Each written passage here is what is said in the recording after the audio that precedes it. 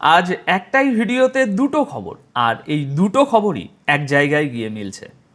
সিএনএনের একটি বিশ্লেষণ বলছে ডোনাল্ড ট্রাম্পের বিদায়ের সময় এসে গেছে, আর দ্বিতীয় খবরটাও ঠিক একই ইঙ্গিত দিচ্ছে, তবে অন্য পথ ধরে, আমেরিকার জনমত সমীক্ষার সংখ্যা ধরে।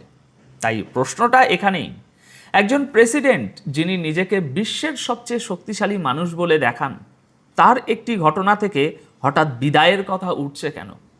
দর্শক বন্ধুরা, ঘটনাটা কি সেটা আগে বলি। ডোনাল্ড ট্রাম্প তুরস্কে গিয়েছিলেন ন্যাটোর সম্মেলনে। ফেরার সময় আচমকা তার নিরাপত্তা নিয়ে আশঙ্কা তৈরি হয় যে বিমানে তিনি ফিরছেন সেটাতে ক্ষেপণাস্ত্র হামলা হতে পারে, এমন আশঙ্কা। আর ভয়টা ছিল ইরানকে নিয়ে। তারপর যা হয়েছে সেটাই আসল খবর। বিমানে যাত্রীদের জন্য যে খাবার তোলা হয়, সেই খাবার যে বড় কন্টেনারে করে আনা হয়, ট্রাম্প সেই পাত্রের ভিতরে লুকিয়ে বসেন। সেই কন্টেনার তারপর গাড়িতে করে নিয়ে যাওয়া হয় অন্য একটা বিমানের কাছে। সেই বিমানে উঠে তিনি সরে পড়েন, আর সেই বিমানটিও নিজের র্যাডার সংক্রান্ত ব্যবস্থা বন্ধ রেখেছিল, যাতে তার গতিপথ কেউ অনুসরণ করতে না পারে, ট্র্যাক করতে না পারে। এরপর শেষ পর্যন্ত ব্রিটেনে পৌঁছে ট্রাম্প স্বস্তির নিঃশ্বাস ফেলেন। এবার আসল জায়গায় আসি। এই একটা ঘটনাকে সিএনএন কেন ট্রাম্পের রাজনৈতিক পতনের সঙ্গে জুড়ে দিচ্ছে? এখানে বিদায় মানে কিন্তু পদত্যাগ নয়, বিদায় মানে ক্ষমতা হাতছাড়া হয়ে যাওয়া। প্রেসিডেন্ট পদে থেকেও যদি হাতে জোর না থাকে, তাহলে সেটাই কার্যত বিদায়। সিএনএনের যুক্তিটা খুব সোজা। তারা বলছে, আপনি যে যুদ্ধ জিতে গেছেন বলে বারবার ঘোষণা করছেন, সেই যুদ্ধ তাহলে শেষ হচ্ছে না কেন? যদি সত্যি জিতে থাকতেন, তাহলে আপনার প্রাণের ঝুঁকি নিয়ে এভাবে লুকিয়ে পালাতে হবে কেন? তাদের বক্তব্য, এটা আসলে কোনো জয় নয়, এটা একটা অন্তহীন যুদ্ধ যেটা চলতেই আছে, কারণ ট্রাম্প কোনোভাবেই পিছু হাঁটতে রাজি নন। অথচ পরিস্থিতি দেখে বোঝা যাচ্ছে জয়ও তার হাতে নেই।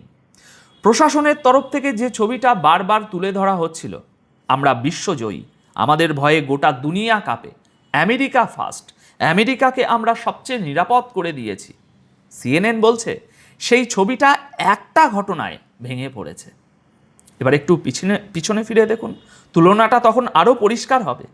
এই একই ডোনাল্ড ট্রাম্প, যার কাছে বাংকারে আশ্রয় নেওয়াটাও অপমানজনক মনে হতো, আগেরবার যখন তাকে হত্যার চেষ্টা হয়েছিল, তখন তিনি বারবার বলেছিলেন বাইরে বেরিয়ে এসে, ফাইট ফাইট, লড়ো।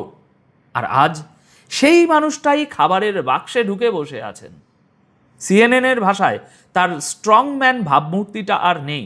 যে কঠোর নির্ভীক নেতার ছবি এতদিন তৈরি করা হয়েছিল, সেই ছবিটা একদিনেই উল্টে গেছে। এখানেই কিন্তু বিষয়টা শেষ হচ্ছে না। সিএনএন আরও একটা কথা তুলেছে, ট্রাম্প ফিরছিলেন কোথা থেকে? ন্যাটোর সম্মেলন থেকে। এবার ভালো করে শুনুন, ন্যাটো মানে হলো সেই দেশগুলোর জোট যারা মূলত আমেরিকার সামরিক ছাতার ভরসায় থাকে। তাদের ভাবনা, বিপদ এলে আমেরিকা এসেই টোটালটা বাঁচিয়ে দেবে। এখন সেই দেশগুলোর সামনেই দেখা গেল যে যিনি রক্ষা করবেন বলে দাবি করছেন, তিনি নিজের নিরাপত্তাটুকুও নিশ্চিত করতে পারছেন না। এই একই প্রশ্ন উপসাগরীয় দেশগুলোর মনেও উঠবে। জিসিসিভুক্ত দেশগুলো যারা আমেরিকার নিরাপত্তা প্রতিশ্রুতির উপর ভরসা করে বসে আছে, তারাও ভাবতে বাধ্য হবে, যিনি নিজেই খাবারের ট্রাকে লুকিয়ে পালাচ্ছেন, তিনি আমাদের কি রক্ষা করবেন? তার মানে একটা ছোট্ট ঘটনা, কিন্তু তার ছায়া অনেক দূর পর্যন্ত পড়ছে। এবার আসা যাক সবচেয়ে গুরুত্বপূর্ণ জায়গায়, সিএনএনের সবচেয়ে বড় অভিযোগ। তারা বলছে ট্রাম্প বারবার চুক্তি পিছিয়ে দিচ্ছেন, আর তাতে নিজেরই ক্ষতি করছেন। অনেক আগেই যদি একটু নমনীয় হয়ে কিছু একটা করে বেরিয়ে আসতেন, তাহলে অন্তত মুখ রক্ষা হতো। কিন্তু এখন উল্টোটা ঘটছে। বিশ্লেষণে বলা হচ্ছে, ইরান দিনে দিনে নিজের শর্ত আরও কঠিন করে তুলছে।